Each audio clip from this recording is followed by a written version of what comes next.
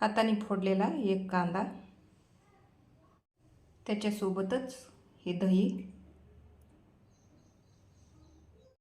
हॉटेलमधल्या जेवणापेक्षा हे पिठलं छान होतं. कधी पण जुनं ते सोनंच असतं.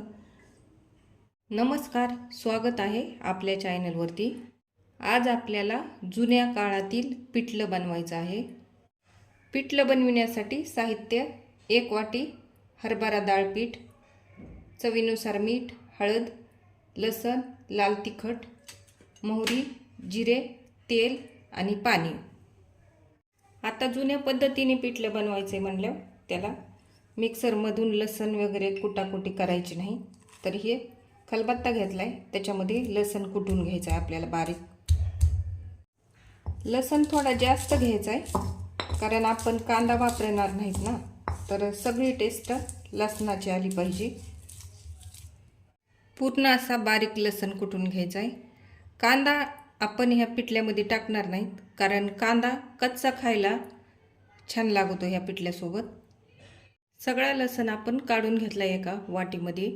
गॅस चालू केलेला आहे, त्याच्यावरती हे पितळाचं पातेलं ठेवून घ्यायचं गरम होण्यासाठी. एका भांड्यामध्ये हे घेतलेलं जे डाळीचं पीठ आहे, हरभरा डाळीचं पीठ, ते टाकून घ्यायचं आहे. डाळीच्या पिठामध्ये पाणी टाकून घ्यायचं आहे 2 वाट्या. 1 वाटी पाणी टाकून हे डाळीचं पीठ आहे ते मिक्स करून घ्यायचं आहे. तुम्ही हाताने किंवा चमच्याने मिक्स करून घेऊ शकतात.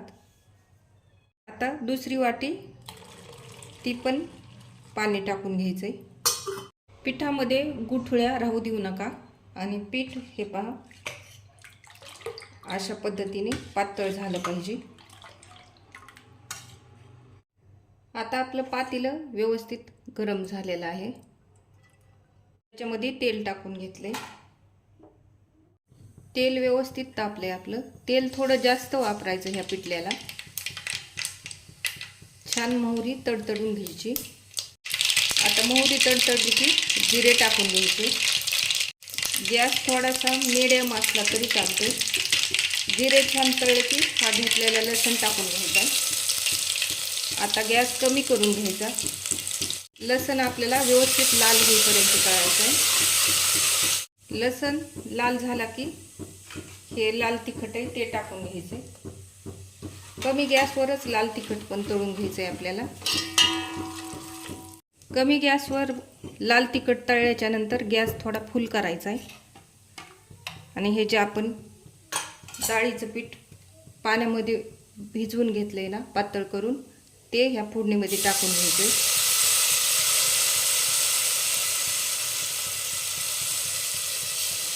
छान अशी फोडणी देऊन घ्यायची. फोडणी जराशी कडकच देऊन घ्यायची. आता हे आपलं टाकलेलं पातळ मिश्रण आहे ना, ते मिक्स करून घ्यायचं. गॅस फुलच केलेला आहे, पण त्याला सारखं ढवळीत राहायचं ह्या मिश्रणाला, खाली चिकटन. जुन्या पद्धतीची टेस्ट आणण्यासाठी मी पितळाच्या पातेल्यात हे पिठलं केलेलं आहे. तुम्ही लोखंडाची कढई असली तर लोखंडाच्या कढईत पण करू शकता. नसलंच पितळाचं लोखंडाचं भांडं तर आपल्या रेग्युलरच्या भांड्यात केलं तरी चालतंय. थोडंसं पिठलं आता आळायला लागलंय आपलं, हे पहा असं. तर आता गॅस कमी करायचा. हळद आपण अगोदर टाकली नव्हती आणि मीठ पण टाकलं नव्हतं, तर चवीनुसार मीठ टाकून घ्यायचंय. आणि घेतलेली हळद आता मिक्स करून घ्यायचं व्यवस्थित. हळद तेलामध्ये टाकल्यानंतर कलर आणि चव बदलते, त्याच्यामुळं कधी पण अशी वरतून टाकायची हळद ह्या पिठल्यामध्ये. तर आता छान असं घट्ट झाले, तर मस्त वाफ काढून घ्यायची कमी गॅसवरती. झाकून ठेवायचे ताट असं आणि छान वाफ काढून घ्यायची एक. तर छान वाफ आली ह्या पिठल्याला, तर झाकण काढून घ्यायचं. हे पहा 10 मिनिटं आपण पिठलं व्यवस्थित शिजवून घेतले आणि अधूनमधून 1-2 वेळेस असं मिक्स करून घेतले. तर आता ह्या टायमाला गॅस बंद करून घ्यायचा आहे. हे पिठलं खाण्याची बी एक पद्धत होती.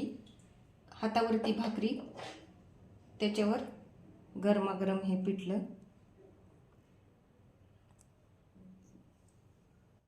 सोबत हा झणझणीत ठेचा.